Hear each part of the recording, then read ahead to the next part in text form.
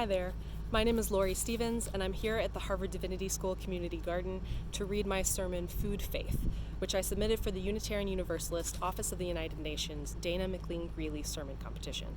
I really appreciate you taking the time to watch. Like many folks, I lost work when the pandemic hit. And like many, I turned to my community's food pantry, called Arlington Eats, here in Massachusetts. The food they safely delivered was surprising in both quantity and quality. Bok choy, in addition to boxed mac and cheese. However, having grown up on freezer food and microwave meals, I was a bit mystified by the less processed items. Though I'm Mexican American, I realized I had no idea what to do with a simple bag of dried beans. I had received generous help from this food pantry, but I needed a bit more to make use of their gifts.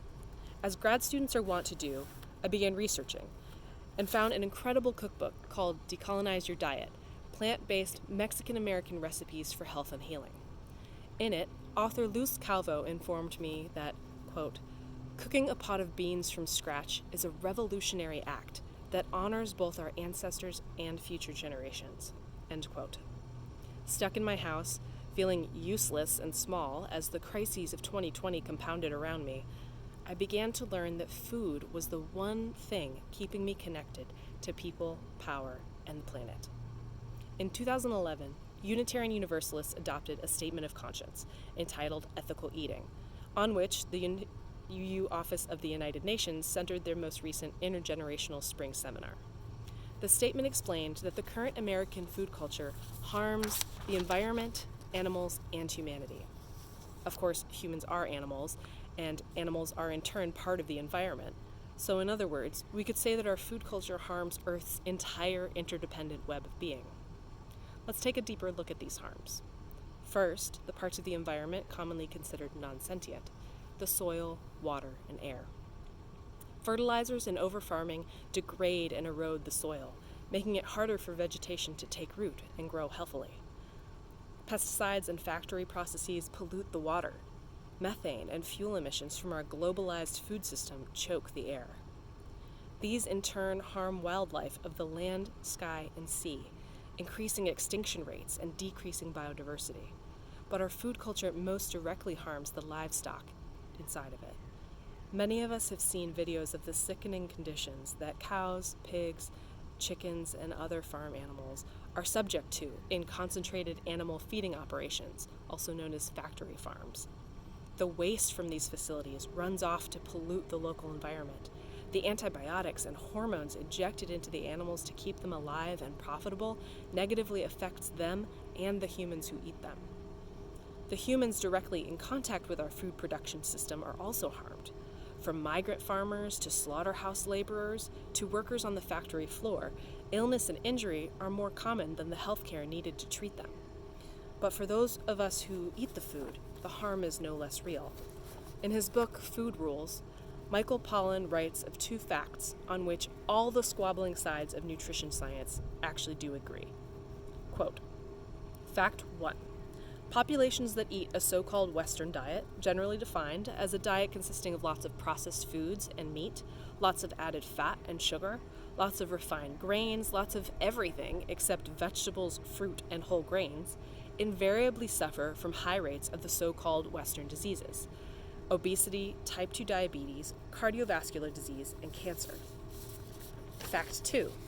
Populations eating a remarkably wide range of traditional diets generally don't suffer from these chronic diseases.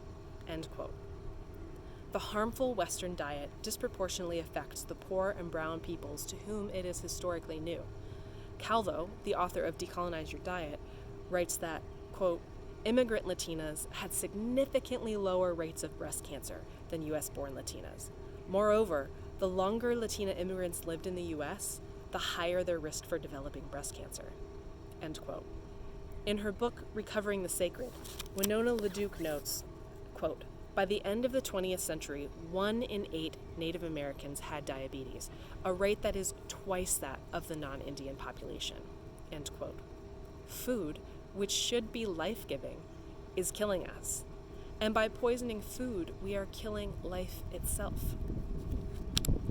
In the film First Reformed, a despairing environmental activist asks his pastor, God forgive us for what we've done to the planet?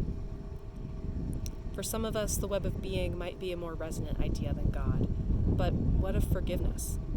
Can the earth, the water, the plants, the animals, the sky forgive us? Can we forgive us? Before forgiveness, what of contrition?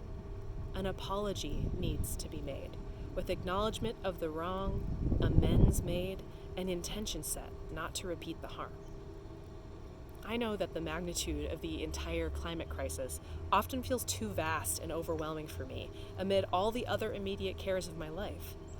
This is why the food ecosystem is a key entry point. Every single one of us thinks about and hopefully has access to food on a daily basis. We are all involved with the problem, which means each of us can affect the remedy. In his book on practicing Islam while protecting the planet, Ibrahim Abdul-Matin writes, "Food is where the management of waste, water, and energy intersect to provide nourishment for our minds, bodies, and souls." End quote. It is the connection between every strand of the web, the point on which the circle of life turns. Since we are what we eat, food can help us become, literally, all in for climate justice. As written in Decolonize Your Diet, La comida es medicina. Food is medicine. Lorelei Decora, a Native American nurse and activist, writes, quote, "Before we can start talking about nutrition, we have to renew the spiritual connection our people had with food as a gift from the Creator."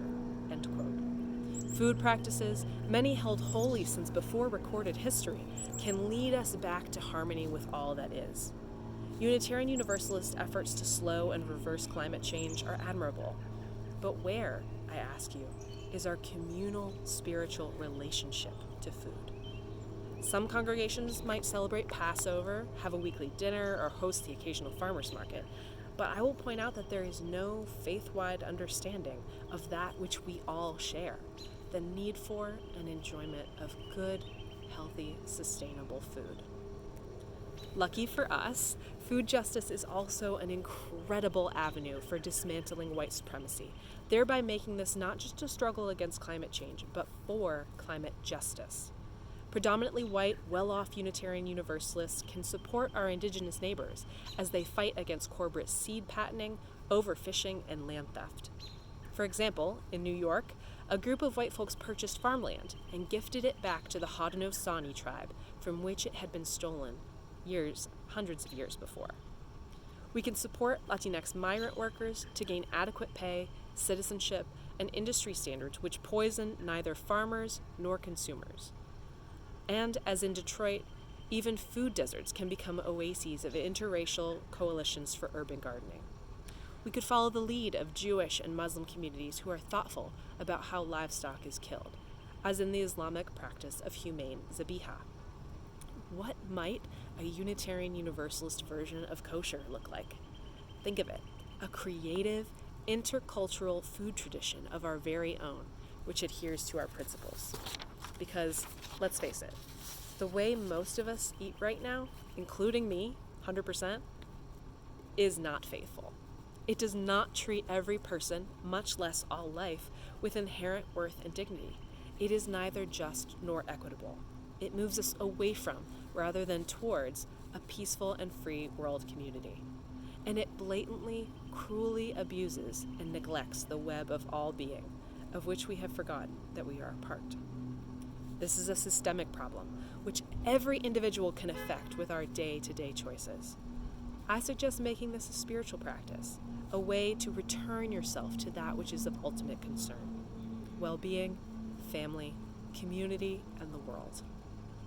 If you are fortunate enough to already have access to bountiful, healthy, local, organic food, it is your responsibility to work to make it just as accessible to others.